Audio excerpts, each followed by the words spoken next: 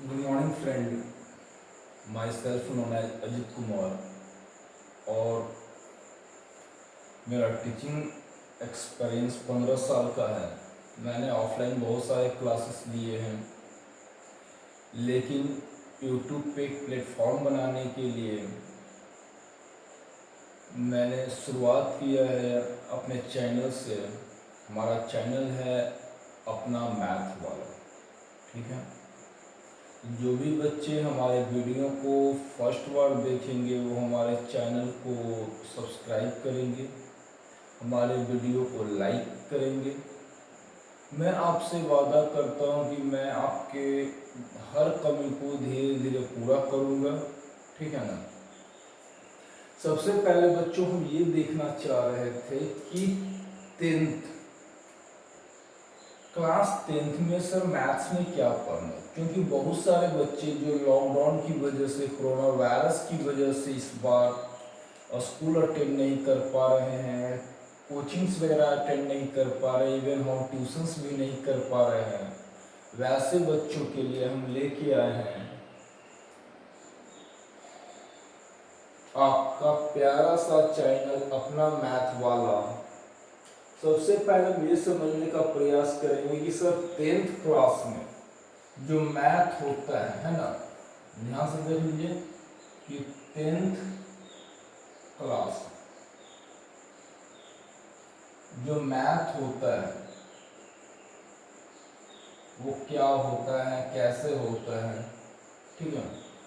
Media वाले कहते हैं कि सीबीएसई वाले ने सिलेबस रिड्यूस करने के लिए बोला है, तो उसका कोई भरोसा ना किया जा सकता है। पेपर में बहुत सारी बातें आती है, बहुत सारी बातें जाती है।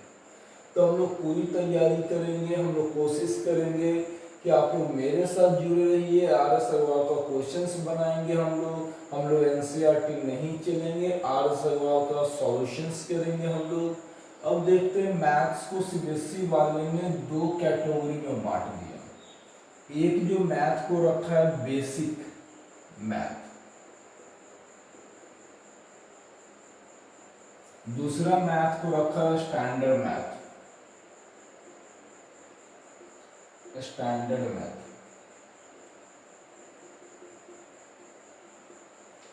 ये पिछले बार यानी फर्स्ट बार हुआ था, यानी लगभग आपका 2020 में 2020 में इस लेवल का फर्स्ट टाइम एग्जाम हुआ था। बेसिक लेवल अलग हो गया था और स्टैंडर्ड लेवल अलग हो गया था।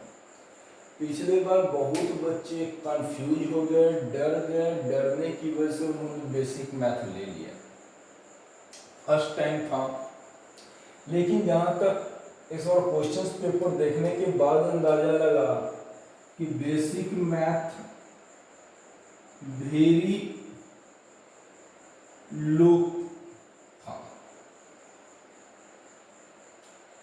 इसका लेवल इतना लो था कि जिसका प्रिपरेशंस भी लोग नहीं किए थे और वही लोगों को टफ लगा।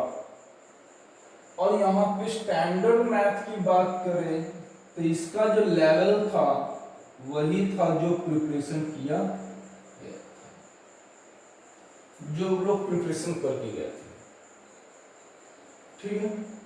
तो अब हमारे दिमाग में एक सवाल उठता है कि सर हम क्या लें, बेसिक मैथ लें या स्टैंडर्ड मैथ लें। तो अगर मेरी मानो बकलोल से बकलोल स्टूडेंट या बकलोल से बकलोल स्टूडेंट, यानी जो भी स्टूडेंट उस लेवल का नहीं होता है कि वो मैथ समझे। बहुत सारे लोग मैथ को रटना शुरू कर देते हैं कि सब नहीं समझ आता, रट लेते हैं और वो बेसिक मैथ में कि किसी भी तरीके से अपना नैया पार करना चाहते हैं। अगर आपका भी विचार हम इसी तरीके का है कि किसी भी तरीके से नैया पार कर लेते हैं, तो अपने विचार पे पाबंदी लगाइए और मेरी बात मानिए, मेरा विचार भी लीजिए। तो आप लोग स्टैंडर्ड मैथ ले लीजिए, क्योंकि स्टैंडर्ड मैथ का स्टैंडर्ड कुछ खास होता नहीं है और इसमें एक फायदे आपके होंगे, बहुत सारे फायदे मिलते हैं। जैसे अगर आप अच्छे कॉलेज में एडमिशन्स लेना चाहते हो तो वहाँ पे मैथ कंपलसरी कर देता है। तो अगर आप 10th में स्टैंडर्ड मैथ लेते हो तब जाके आप 12th में मैथ ले सकते हो। ठीक है, अगर स्टैंडर्ड मैथ है तो भी जाके आप 12th में मैथ ले सकते हो। तो सर हमको 12th में मैथ लेना नहीं है, हमको तो 12th में कॉमर्स लेना है, हमको तो 12th में बायो लेना है। ठीक है, आपकी बात हम मानते हैं। हर लड़का कॉमर्स लेके सीए नहीं करता, हर लड़का बायो लेके डॉक्टर नहीं बनता है ना, हर लड़का मैथ लेके इंजीनियर नहीं बनता। तो बाबू अगर आप बायो लेना चाहते हो या कॉमर्स लेना चाहते हो तो सबसे पहली बात की, अगर हमारे पटना जोन की बात करें या कहीं भी बात करें तो अच्छे स्कूल्स जो होते हैं +2 में कहते हैं कि आप जो भी लो अपने बच्चे को एक्स्ट्रा मैथ देंगे। तो मैथ अगर एक्स्ट्रा देते हैं, आई मीन्स की 6 पेपर हम देंगे आपको, तो मजबूरी में आपको तो मैथ लेना है यहाँ पे। अगर आप यहाँ पे स्टैंडर्ड मैथ लिए रहेंगे तब तो यहाँ पे एक्स्ट्रा मैथ भी ले सकते हैं। यानी इट मीन्स कि इसकी वजह से आपको अच्छे कॉलेज अच्छे स्कूल नहीं मिल पाएंगे। बहुत सारा हम देखें कि 12th करने के बाद कॉमर्स लेने के बाद लड़का बीकॉम में जाता है। बीकॉम में आप ड्यू की बात करते हैं, दिल्ली यूनिवर्सिटी की बात करते हैं, तो वहाँ पे भी कहता है कि नहीं हम तो आपका एडमिशन तब भी लेंगे भैया जब 12th में आप मैथ लिए। ठीक है, तो चलिए स्टैंडर्ड मैथ की बात करते हैं। आप लोग मेरे पॉइंट ऑफ व्यू से आप स्टैंडर्ड मैथ ले लीजिए। अब हम बात करते हैं रियल नंबर, जो हमारा पहला टॉपिक है कि सर क्या है ये रियल नंबर। ठीक है, तो हम लिखते हैं रियल नंबर। सर इसका वेटेज कितना एग्जाम में है? 6 मार्क्स का इसका वेटेज।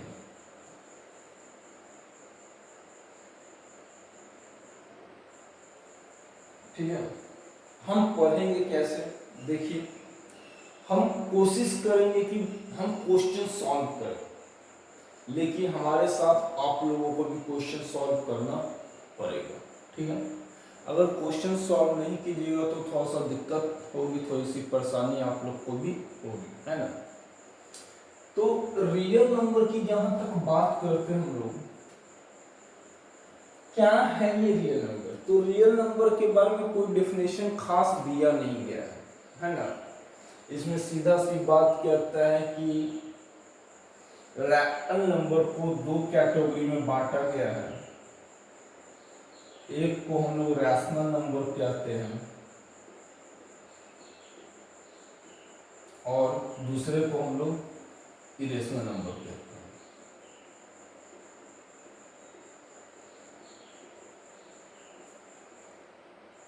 बड़ा मजेदार बात आपने बोल दिया sir,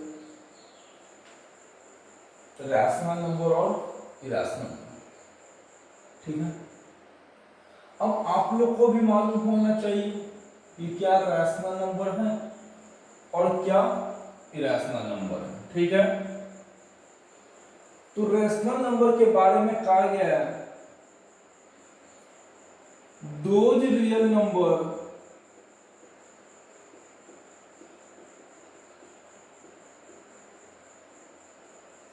which can be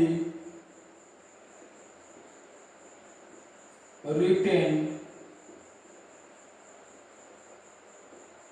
in p by q form। ठीक है, where q का मान 0। बड़ा सिंपल सवाल हो गया। एग्जाम्पल में हम 22/7 ले लेते हैं कि सर ये तो रैशनल नंबर है का। ठीक है, अब मेरे दिमाग में एक क्वेश्चन उठ के आया कि क्या 4/8 रैशनल नंबर है? क्या 4/8 रैशनल नंबर है? तो ध्यान से सुनिए बात को।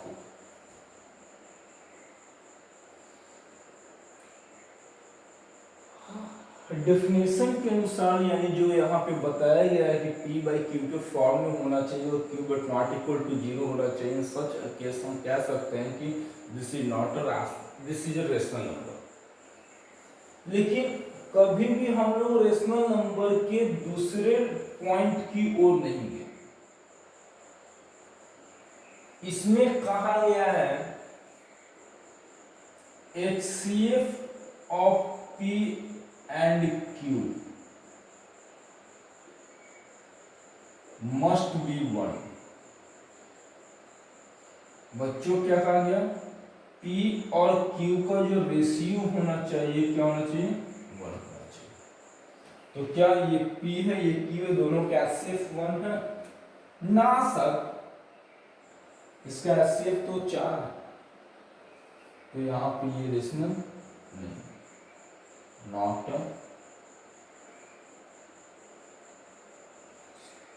ठीक है, इरेशनल नहीं है, पता नहीं क्या ये था रैशनल नंबर। कुछ खास हम डेप्थ में नहीं जाएंगे, है ना।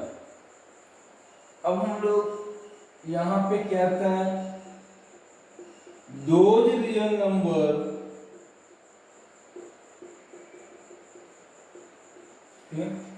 Those real number which is not a rational number। क्या बात बोल दी है सर, सही बात बोले बाबू। रियल नंबर का जो पार्ट हमारा रैशनल हो गया वो हो गया, जो बचा कुछ पार्ट हो गया वो रैशनल हो गया। अब यहाँ पे हम बात करते हैं एग्जाम्पल, 3 वो होता ही है जिसका, ठीक है। यहां पे देखिए जैसे जैसे जैसे पहला पाई, दूसरा √2, √2 √3 √4 नहीं, परफेक्ट स्क्वायर नहीं लेंगे, परफेक्ट क्यों नहीं लेंगे, है ना, ऐसा नहीं लेंगे। √5 ऐसा। और एक इस टाइप का आता है एग्जाम्पल में 0.1 01 001 0001। ये किसके एग्जाम्पल है? ये एग्जाम्पल है नॉन टर्मिनेटिंग और नॉन रिपीटिंग का। ये एग्जाम्पल हमारा है non terminating plus non repeating का। सर समझ में आ गया? ये थे 9th क्लास की बात, है ना। पॉज करके लिख लीजिएगा। जानकारी कभी भी किसी के पास हो सकती है। अगर आप 10th में हो तो ऐसा तो नहीं कि हम 9th की जानकारी ना लें, है ना। तो जानकारी लेने में कोई हर्ज नहीं बच्चों, जानकारी लेते रहिए, जुड़े रहिए हमारे चैनल के साथ। चलिए अब हम इसको पॉज करके आप लोग लिख लीजिए।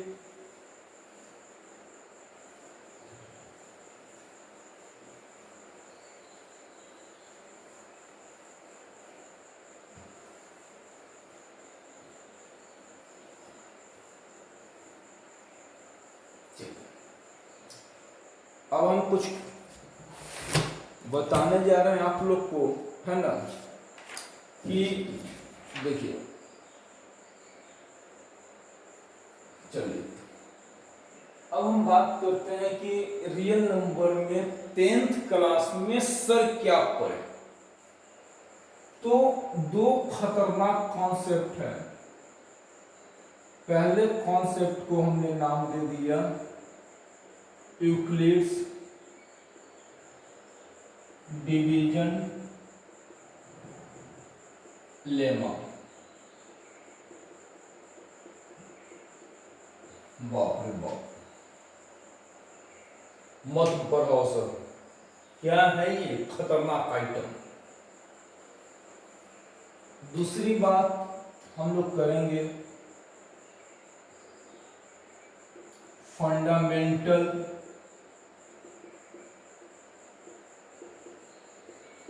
थ्योरम ऑफ अरिथमेटिक, ठीक है। अब हम शुरू करने जा रहे हैं Euclid's division lemma. Fundamental theorem of arithmetic हम बाद में करेंगे। सबसे पहले ये दो टॉपिक होता है, हेडिंग लगाइए यूक्लिड्स डिवीजन लेमा। कुछ है नहीं ये Euclid's division lemma.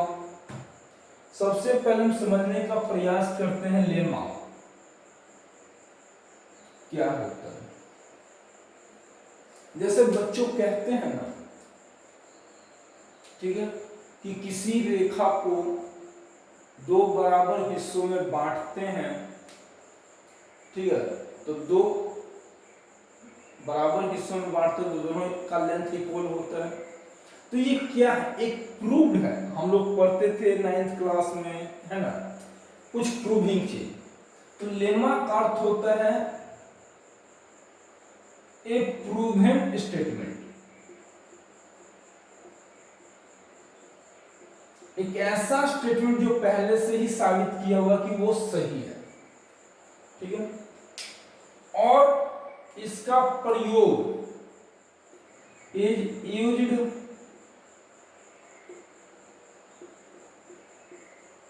For proving another statement. इसका प्रयोग हम लोग करते हैं अनदर स्टेटमेंट को प्रूव करने के लिए। हम लोग समझने का प्रयास कीजिए लेमा एक ऐसा स्टेटमेंट जो पहले से हमको जानकारी है उसका प्रयोग करते हैं और वो दूसरे चीज को प्रूव करने का प्रयास करते हैं, यही लेमा है। यूक्लिड्स डिवीजन लेमा का मतलब होता है, ध्यान से देखिए, कुछ नहीं है, बाउ डिविडेंड बराबर डिविजर गुने क्वोशिएंट प्लस रिमाइंडर। ये है आपका, थोड़ा सा कोई बात नहीं है ना, ये टी है बाबू। अब हम इसको घेर देते हैं, ये देखिए, यही है यूक्लिड्स डिवीजन लेमा। महामंत्र है आपके लिए।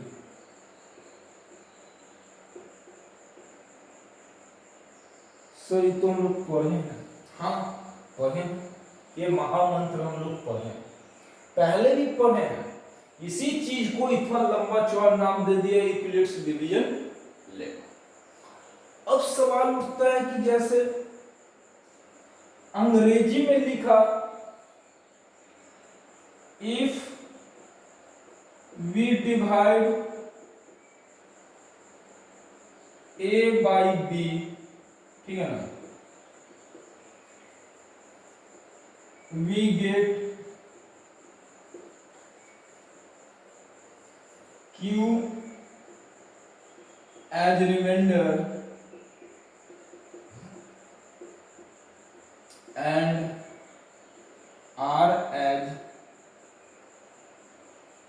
नहीं, Q को क्वोशिएंट ले लीजिए, quotient and R as reminder.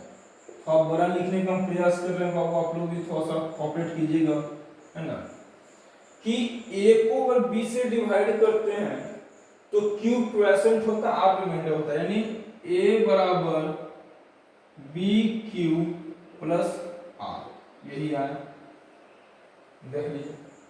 यानी a को डिवाइड कर रहे हैं b से, तो a डिविडेंड हो गया, b जो हो गया आपका डिवीजर हो गया, और q जो क्वोशिएंट हो गया, r रिमाइंडर हो गया। अब यहाँ पे r का जो वैल्यू होता है 0 से बड़ा और b से छोटा,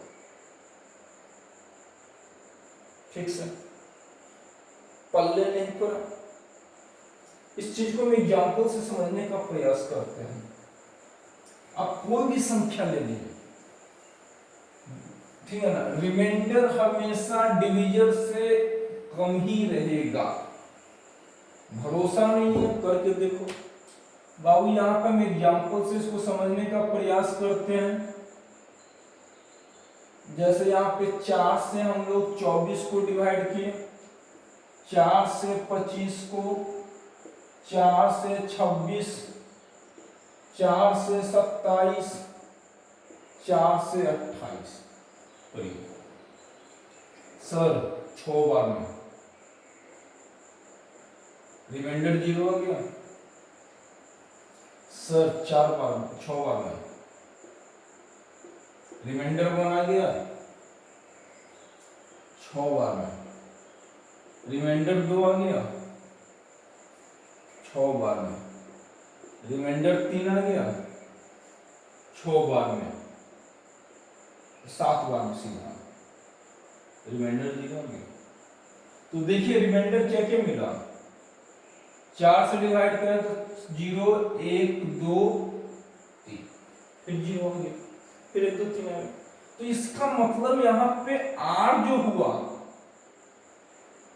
ये ना हुआ बाबू, 0 के इक्विवेलेंट, 0 से बड़ा और 4 से छोटा। वही वहां पे मैंने लैंग्वेज में लिखा है, अब इसको एग्जांपल से देख लीजिए, अब ये आपको आसानी से समझ में आ जाएगा। ठीक है, अब हम आते हैं इस केस में। सर ये हो गया डिवीजन, ये हो गया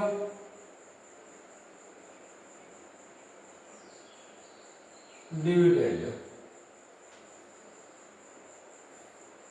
ये हो गया क्वोशिएंट, ये हो गया रिमाइंडर। ठीक है, ये रही बात। अब हमसे क्वेश्चंस डिमांड क्या करता है, देखिए मिटाए, हम क्वेश्चंस भी करते जाएंगे, साथ साथ कॉन्सेप्ट भी करते जाएंगे। चलिए मिटा दीजिएगा, हो जाएगा। हम आपको पॉज करके लिख सकते हैं, बोर्ड को पूरा हम कंप्लीटली खाली छोड़ देंगे, मतलब लिखने के लिए आपको भर के। सर क्वेश्चन कराइए, a number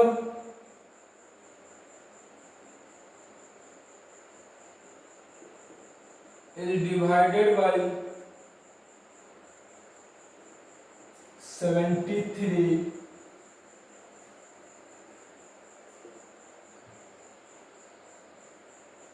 we get 34 as quotient and 23 as remainder. Find the number.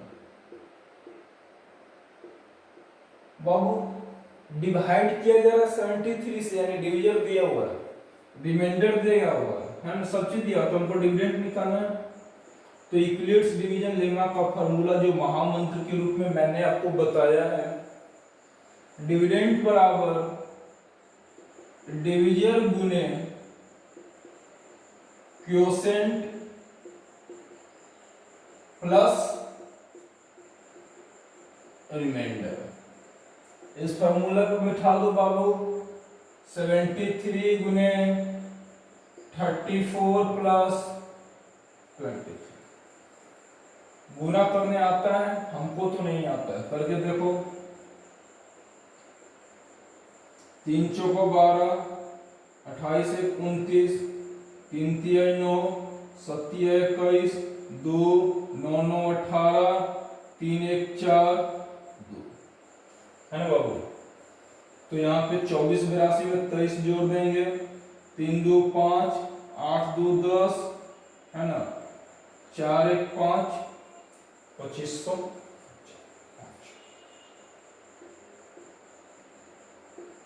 ये आपका आंसर हो गया। ठीक है, ये था क्वेश्चन नंबर फर्स्ट। अब हम आते हैं यहाँ पे,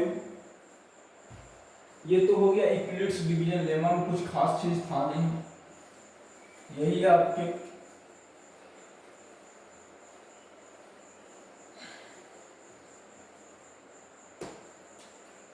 अब यहां पे आइए,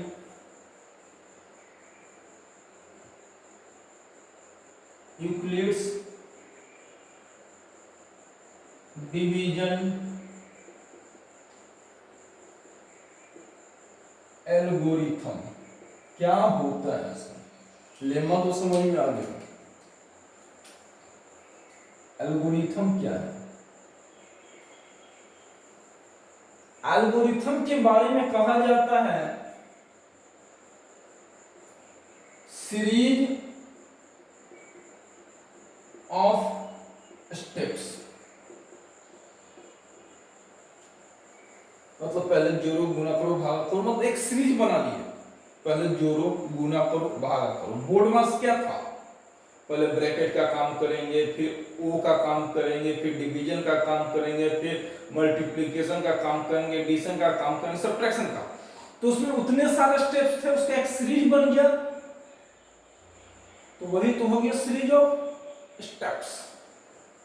यहां पे स्टेप जो होना चाहिए वेल डिफाइंड होना चाहिए, वेल डिफाइंड स्टेप्स होना चाहिए। और ये जो सीरीज ऑफ स्टेप्स होता है, इससे हमको मेथड मिलता है। क्या मिलता है? Method of finding certain problem. कुछ प्रॉब्लम को सॉल्व करने में यहां से एक मेथड प्राप्त होता है, उसी को हम एल्गोरिथम कहते हैं।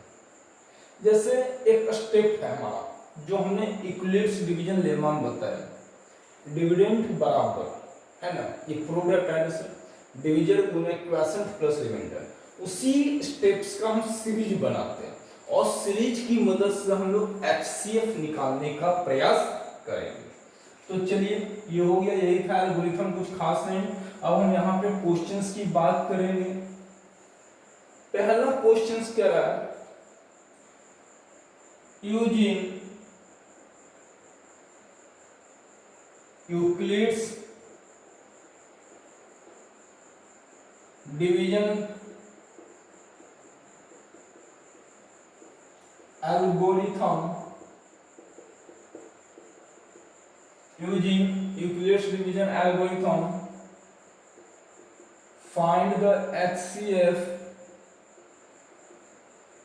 of 867 and 250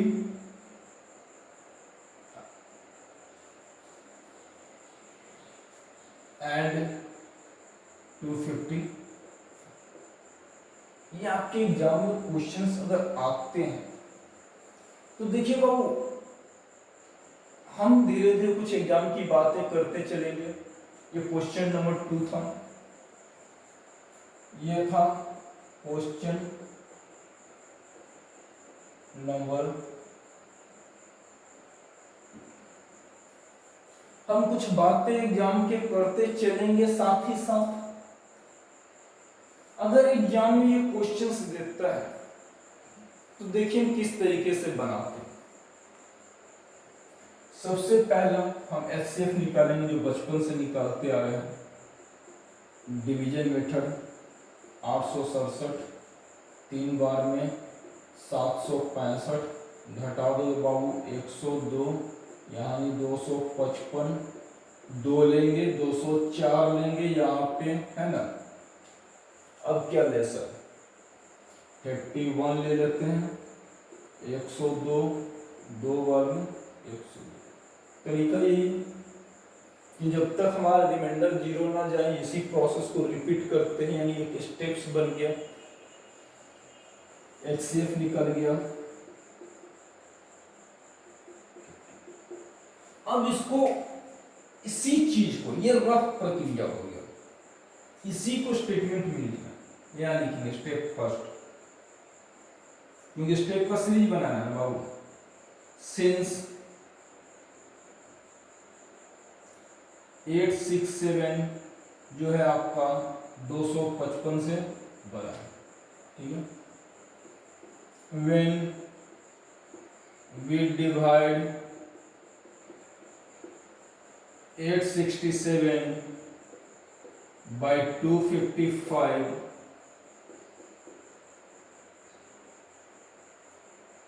ठीक है। वी गेट, लैंग्वेज पर ध्यान दीजिएगा, सिंस ये जब हम डिवाइड करते हैं 867 को तो हम लोग 3 as question and 2 as remainder. ये बात हो गई हमारी, सर बढ़िया बात है। तो बाबू क्या हो जाएगा, ध्यान से देखिए तो 867 बराबर 255 गुने 3 प्लस कितना रिमाइंडर जी, ये 0 आया नहीं आया। स्टेप को रिपीट कीजिए, दूसरा स्टेप यहां लिखेंगे since 102 but not equal to 0। अब हम किसको डिवाइड करेंगे, 255 को 2 से, तो लिखिएगा when we divide 255 by 102 we get 2 as quotient and 51 as remainder. इसी को बैठा दो बुआ, 255 बराबर 102 गुने 2 plus 51।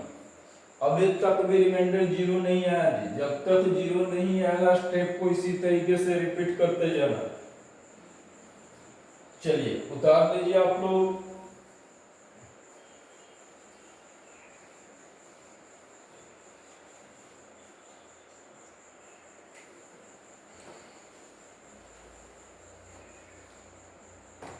Step 3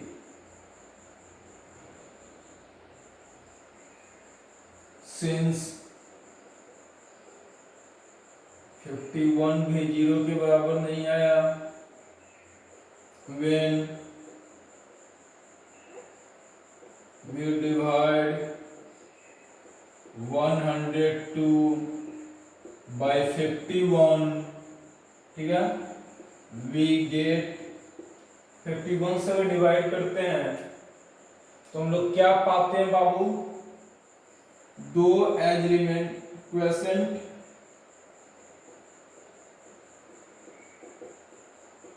and 0 as remainder. तो रिमाइंडर यहाँ पे फाइनल, तो इस केस में जो डिवीजर होगा वही ऑप्शन एचसीएफ होगा। तो एचसीएफ है ना बराबर, ये था स्टेप्स। अब बहुत सारे लड़के हमसे सवाल करते थे जब हम ऑफलाइन क्लासेस दिया करते थे कि सर क्या ऐसा पूरा स्टेप हमको लिखना पड़ेगा। हम उनसे एक ही चीज करते थे कि आप 100 में 100 लाना चाहते हैं, अगर मार्किंग लाना चाहते हो, स्कोरिंग लाना चाहते हो, तो हम कोई ऐसी गलती एग्जाम में ना करेंगे जिससे वो हमारा मार्क्स को डिडक्ट करे, ठीक है।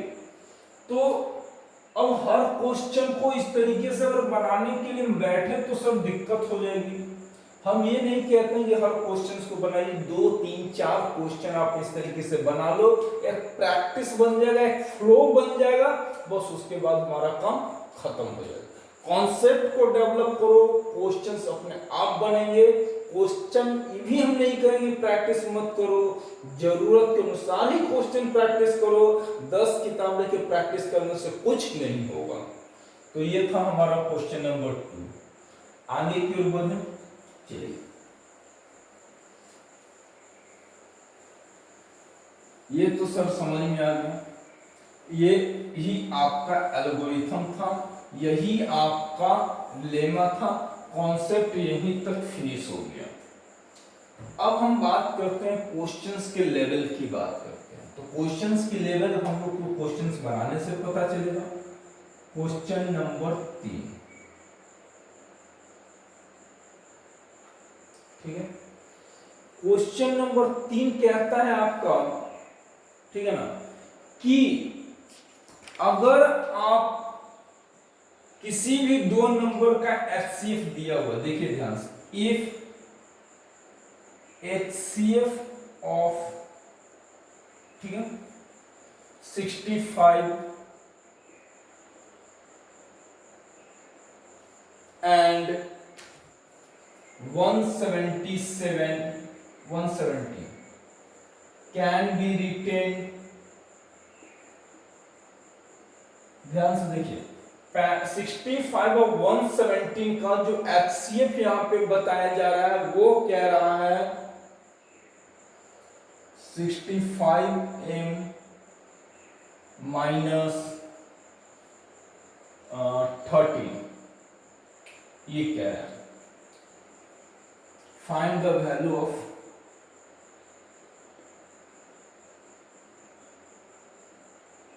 m।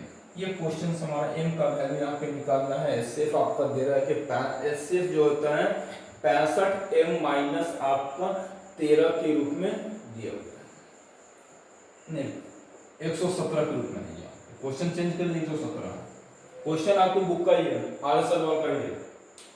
चलिए इसको सर हम कैसे सॉल्व करें। बहुआ कुछ नहीं है, बचपन में खेला हुआ गंदा सा काम है। एचसीएफ याद मत दिलाओ सर, एचसीएफ समझ में नहीं आया, अरे अब तो समझ लो। तो ये 65 है, 117 है, कोशिश करो 2 से लगाने का, नहीं लगेगा 1 से लगाने का। भैया 65, यहाँ काट के 52 आ गया, 65 एक बार में 52 आ गया, काट के 13, यहाँ पे 52, 4 से कैंसिल हो। सर एचसीएफ तो 13 आ गया, ठीक है, एचसीएफ हमारा 13 है। अब एचसीएफ ऑलरेडी एग्जाम्स में क्वेश्चंस में आपको इस रूप में दिया हुआ है 65m माइनस 117 बराबर 13, 65m बराबर 13 प्लस 117, 65m बराबर 130, तो m बराबर 130/65। ये हो गया आपका 2 आंसर्स। कुछ खास नहीं था इसमें, कॉन्सेप्ट में कुछ खास नहीं था। अब हम जो सीखने जा रहे हैं वो एक इम्पॉर्टेंट क्वेश्चंस है। हर साल बच्चे याद रख लीजिए, नया किताब ही लेना चाहिए, कहीं कहीं उठा पटक होता है क्वेश्चन में। जैसे एक क्वेश्चन हम आपके सामने लेके आते हैं, वो क्वेश्चन 2-3 साल पुरानी बुक में नहीं मिलेंगे, मिटा दे रहे हैं, लिख लोगे बच्चों। चलिए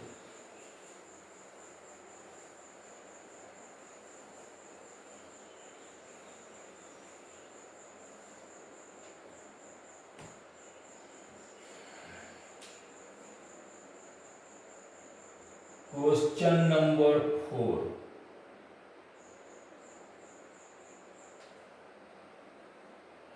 यहां पे क्वेश्चंस देखते हैं ध्यान से क्या है। Using Euclid's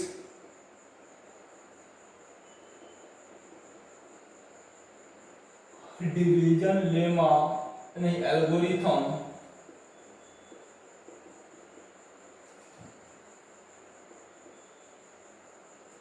find the HCF of 1651 and 2032।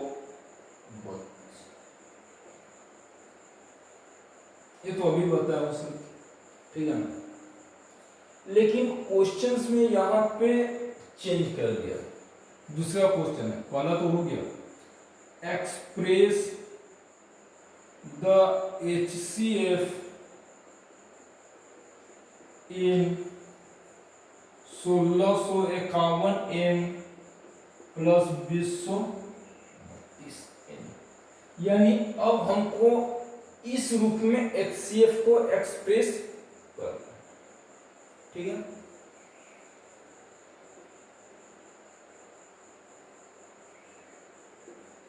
For some integer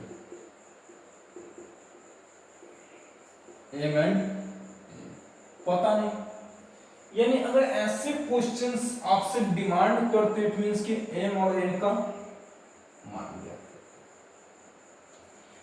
बड़ा मुश्किल है जीना यारो, क्या क्वेश्चन उठा के दिए उसे, क्वेश्चन को समझा जाए। यहां तक तो HCF निकालना है और जो HCF आएगा उसको इस रूप में एक्सप्रेस करेंगे, तो वहां से एम एन का मान निकालना। चलो यार, चलो चलो चलो सर, पुरानी ख्वाबों की दुनिया में चलो। 1651 2032 एक बार में काटने का ही परंपरा लगता है यार है। 12 में से 5 ये हो जाएगा 12 7 नहीं 1651 है जी, क्या यार 1 13 में से 5 ये 8 9 में से 6 3 दबा नहीं बचेगा। 1651 वो 4 बार में 1524 है ना, काट कूट के हमको लगता है इधर से 76 और 51 देख लो क्या आता है। 11 में से 7 जाएगा तो 11 में से 4 जाएगा तो 7 हो गया होगा है ना, 4 में से 2 जाएगा तो 2 हो गया है ना, और ये आपका 1 हो गया 127 381 1 बराबर 100 कंप्लीट। आते हैं स्टेप 1। ऐसे क्वेश्चन से पूरा लिखने की जरूरत नहीं होती, 2 मार्क्स का क्वेश्चन होता है या 3 मार्क्स का क्वेश्चन होता है। अगर केवल HCF डिमांड करता तो हम लिखते हैं। चलो सर आ जाओ सर, अपने 2032 बराबर 1651 गुने 1 प्लस 381 इक्वेशन फर्स्ट मान लीजिए इसको। स्टेप 2 1651 बराबर 381 गुने 4 प्लस 127। दूसरा इक्वेशन स्टेप 3 381 बराबर 127 गुने 3 प्लस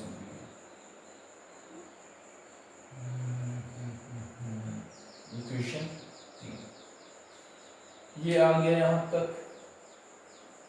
बड़ा आसान था सर, लेकिन अरे यार आसान तो था ही, एम एन का मान कहाँ निकला, तुम लोग इतना काया एकदम शॉर्टकट में जा रहे। सवाल होता है कि एम एन का मान हम लोग कैसे निकालेंगे। यहां तक तो हम पहुंच जाएंगे यूक्लिड्स डिवीजन एल्गोरिथम की मदद से। अब इसकी मदद से हमको एम एन का मान निकालना है। जब भी एम एन का मान निकालने की बात आएगी बाबू, हम लोग इसके ऊपर वाले से लेंगे, इसके ऊपर, यानी फ्रॉम इक्वेशन दूसरा 1651 बराबर 381 गुने 4 प्लस 100। HCF हमारा कितना रहेगा वो 127, तो 127 बराबर क्या होगा यहां से, बड़ा बढ़िया बात पूछ दिए सर। 1651 माइनस 381 गुने 4, ठीक है। अब आइए यहीं पे फ्रॉम इसके ऊपर वाले इक्वेशन में चल जाओ, फॉर्मूला से 2032 बराबर दिया हुआ 1651 प्लस 381। तो 381 का मान निकालेंगे यहाँ पे रखने के लिए। 2032 माइनस 1651 गुना 100। ठीक है, अब हमको बबुआ इसकी जरूरत जो है वहीं पे हमको सीखना है। वहां तक तो आप सीख लिए, आप लोग तो मेरा पार हो गया भैया, तो नैया पार हो गया, नैया पार हो गया। चलिए 2032 बराबर 1651 गुने 1 प्लस 381, 381 का मान आइए यहाँ से 127 बराबर 1651 माइनस 381 के जब पे लिखते हैं 2032 माइनस 1651 गुने 1 गुने 127 बराबर 1651 माइनस 2032, देखिए माइनस माइनस प्लस, और यहाँ पे 2032 में 4 करेंगे वो है ना, और माइनस माइनस प्लस 1651 गुने,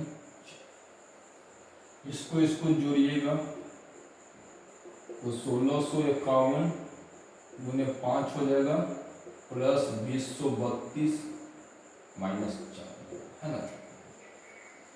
अब 127 को हम लोग क्या बोले थे 1651 m प्लस 2032 m बराबर 1651 गुने 5 प्लस 2032 माइनस 4। वो m के जगह पे हो गया 5 और n के जगह पे हो गया। आसान है ना, कोई दिक्कत वाली बात है ही नहीं। ठीक है, अब हम एक क्वेश्चंस आप लोग को देते हैं, वो हमारे बच्चे आप बनाइएगा। हम अगले क्लास में अगले वीडियो में अगर किसी का कमेंट नहीं आया है ना, उतारे होंगे उम्मीद करते हैं, है ना। ठीक है, चलिए अगर अगले क्लास में कमेंट नहीं आता है तो हम उस क्वेश्चंस को बनाएंगे। फिलहाल वो क्वेश्चंस आपको देते हैं होमवर्क बनाने के लिए। अगर होमवर्क आपसे नहीं बनता है अगले वीडियो में हम बना देंगे इसको, है ना। चलिए यूज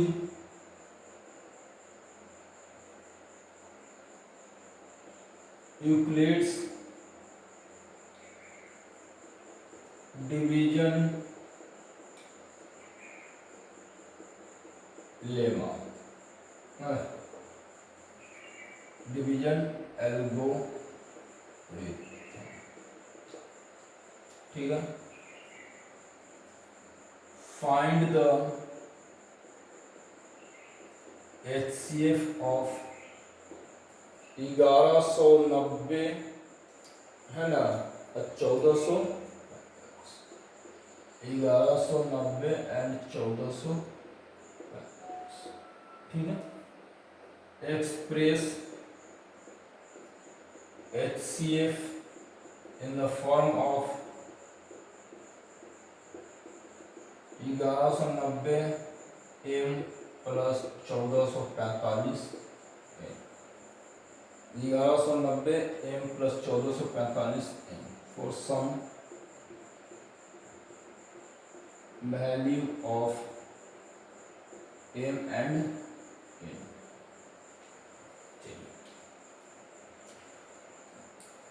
इसको आप लोग बना के लाइएगा। अगले क्लास में हम लोग एप्लीकेशंस पढ़ेंगे, वो मोस्ट इम्पॉर्टेंट होगा हमारे लिए, है ना। अगला क्लास हमारे लिए बहुत ही इम्पॉर्टेंट होने वाला है। तो तब तक के लिए अलविदा आप लोगों को। भाइयों पढ़ना शुरू कर दो, लॉकडाउन का भरोसा नहीं है। अगर आप अपने आप पे भरोसा नहीं करोगे तो कम से कम यार हम पे तो कर लो। चलिए इसको बनाइएगा आप लोग। अगले वीडियो आपको बहुत ही जल्द मिलने वाला है, एक दिन बीच करके आपको वीडियो मिलेगा। ये आपको वीडियो, ठीक है ना, एक दिन बीच करके ही मिलेगा। अगले वीक से हम रूटीन बना देंगे कि ये वीडियो कब और कितना बजे आप लोग को मिलेगा। जिनको समस्या होगी, जो भी पर्सनल प्रॉब्लम होंगे, वो हमारे व्हाट्सएप नंबर पे कांटेक्ट कर सकते हैं। ये हमारा व्हाट्सएप नंबर है। जो बच्चे हमसे जुड़ना चाहते हैं, इस पे अपना लिंक भेज दें।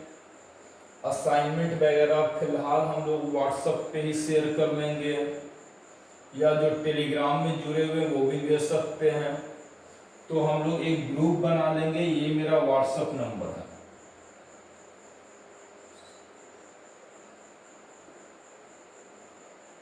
ठीक है, हमारे पास आप कॉल कर सकते हैं कहीं से भी, है ना, कहीं कोई दिक्कत नहीं है। हमेशा आपकी सेवाओं के लिए तत्पर हाजिर हूँ। ठीक है, चलिए, गुड नाइट।